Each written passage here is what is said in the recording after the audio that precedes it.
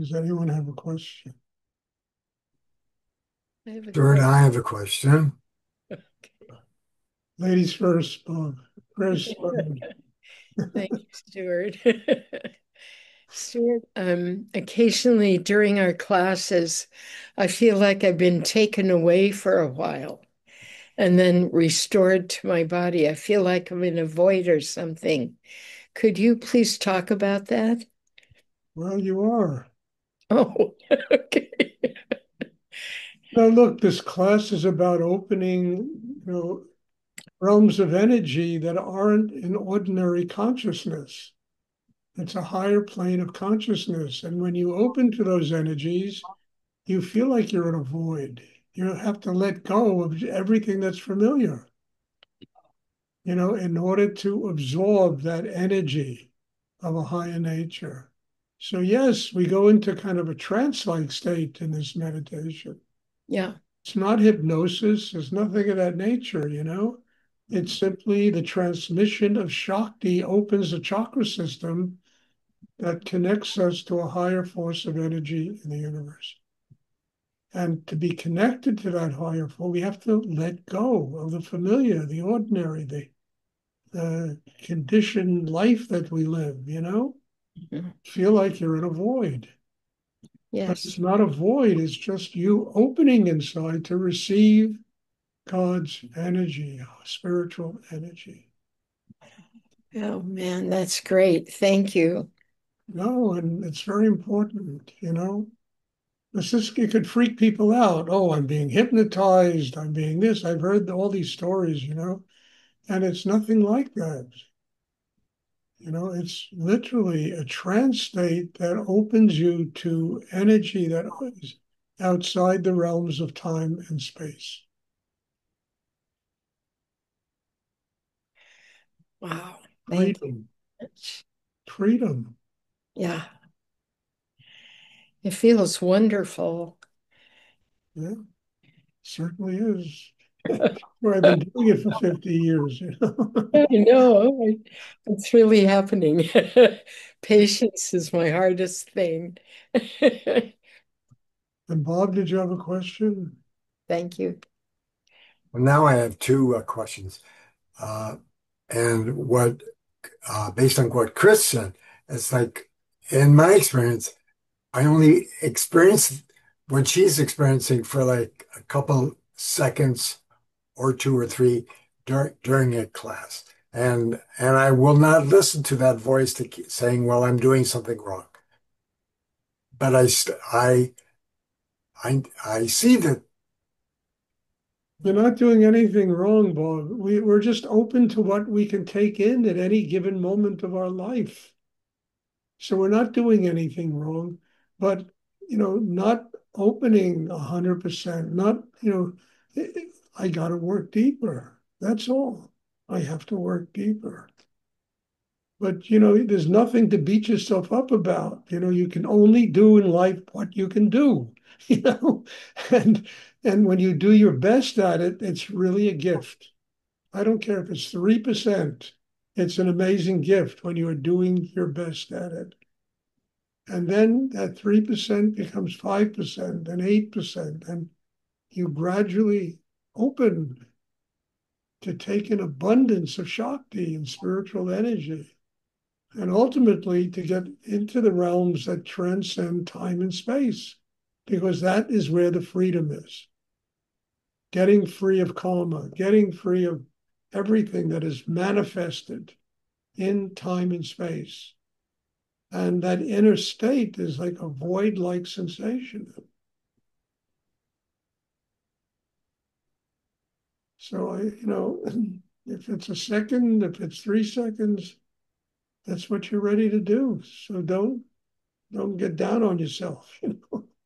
And then it grows. And you had a second question? Yes. On Friday is Nityananda's Samadhi Day. And I know that he is so deep in your heart. Could you talk about who he is and how to work with that kind of energy? Who Nityananda is, he was a very great saint who lived in the 20th century. I think he died around 1962, around then, took his samadhi. Look, I knew nothing about Nityananda until the day I met Rudy. Nothing. And I remember walking, I mean, it's in my book, I walked into Rudy's gallery, and the first thing he showed me, literally, before I even knew him, shows me a picture of himself lying on the floor, and there's a guru sitting there right above him, which is probably Swami Muktananda. And there's a picture, Bhagwan Nityananda in Rudy's heart in this picture. And, it, it was an amazing entree into this world that I was beginning to enter. Not only meeting Rudy, but also meeting my grandfather, the person who has been with me literally every day of studying with Rudy and has helped me to get through unbelievably difficult circumstances, that enable me to sustain this and continue this. He was a great saint, a great energy. If you're connected to myself, if you're connected to Rudy, just open your heart. He will be there. Open your heart. That's where he really lives. And it's just a matter of having gratitude. Abba, help me to surrender, and he will come. And this is an amazing cosmic energy that you can use in order to develop your own spiritual life. I mean, to think it's amazing to have teachers like, Bhagwan Nityananda, like Rudy, in the cosmos, working for anybody that allows them to work for them. I mean, it's not just Stuart, it's the connection Stuart has with this unbelievable lineage of really great masters. And these teachers will come to you. They live inside you. They're waiting for you to open and receive them. That's how you work with them. I mean, Rudy, Nityananda, they live in your heart. They live in my heart. They're in every class. Every class. I mean, I just got finished asking Rudy and Bagwell to help me to bathe in God's healing light. To help me to bathe in God's healing sound. And suddenly the whole vibration inside me changes, opens to a completely new level of consciousness that allows me to receive the energy to undergo those kind of changes.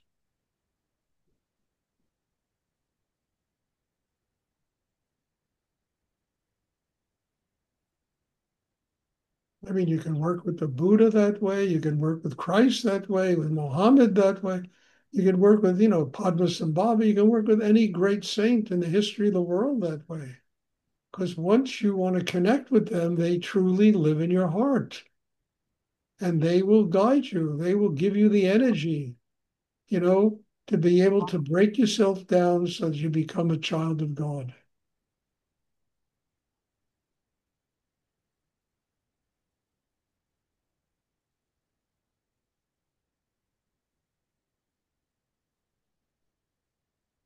It's a matter of us doing it. You understand? All of this exists. We have to do it. We have to build ourselves inside to where we're capable of receiving the miracle of what life has to offer us. If we don't build ourselves inside, if we play a bunch of games with ourselves, if we bullshit ourselves around, if we don't really do the work, you understand? All of that sacredness just flows right past us. We're not ready to receive it. So it completely depends upon the amount of work each person does on themselves. And Rudy always told me work brings more work. It's true. Because once you work to connect with that energy, I mean, it's really staggering. how much energy there is in the cosmos, how many great and gifted, saints there are in the cosmos that are there to help you grow and free yourself of your karma and become a child of God and become one with God, higher energy.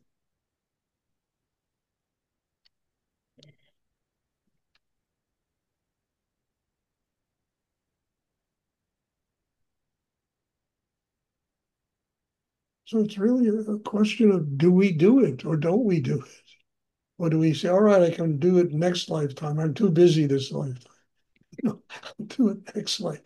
You come back here and you got to go through the same bullshit again in order to get to a place in yourself where you're capable of doing it.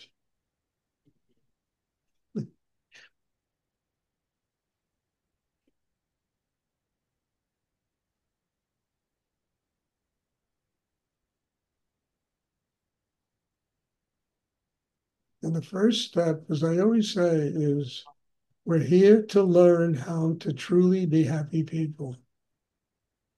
That's what we're here to learn. How to fulfill the highest levels of our humanity. Compassion, love, happiness, joy. To be able to share that with other people. That's the first step. And once we get that, I mean, my God, the trumpets go off in the cosmos, And the Hallelujah chorus is being sung in every area of the cosmos. And that energy comes. It's amazing. It comes.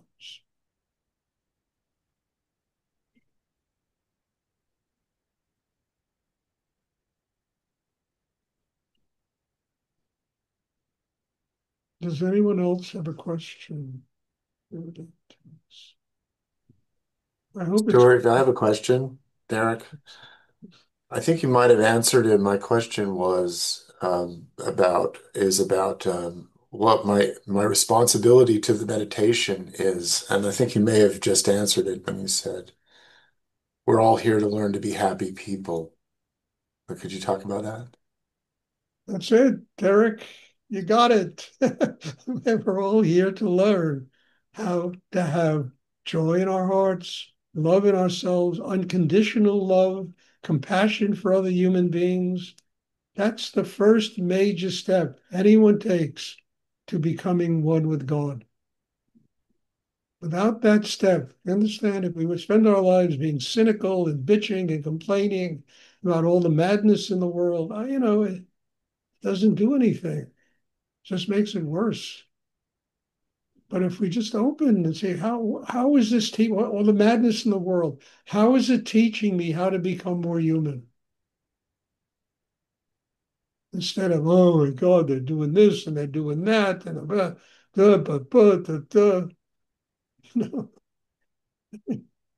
what is it teaching me? How I can become more human?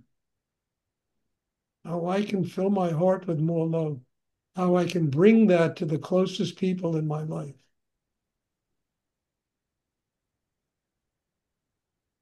That's what this meditation is for. I mean, even the title of my book, Rudra Meditation, Transforming Tension into Joy and Love. It's the title of my book.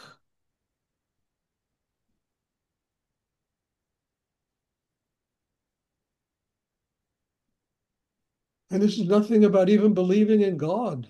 I hate to say it, but it's true. There could be an atheist, an agnostic, it doesn't matter, We all have hearts. And the first step in what we have to learn here is how to be human.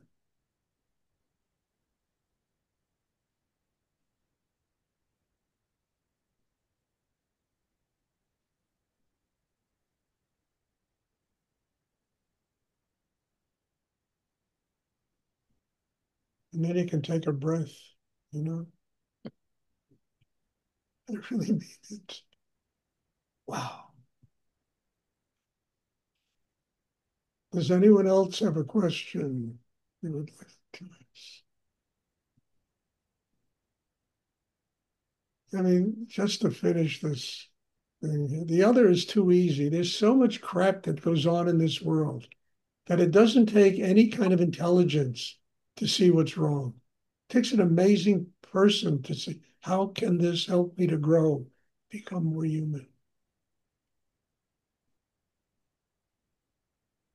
I mean, they should start practicing this in Washington, D.C., the whole world would change. But the Buddha taught this, Christ taught this, all the greatest teachers taught this kind of reality.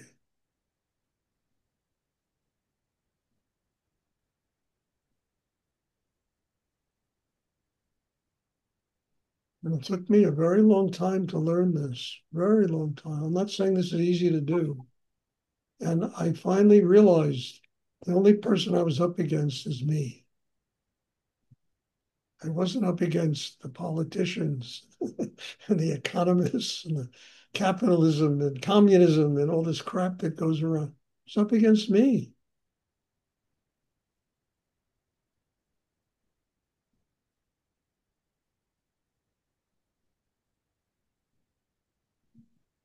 Does anyone else have a question they would like to ask?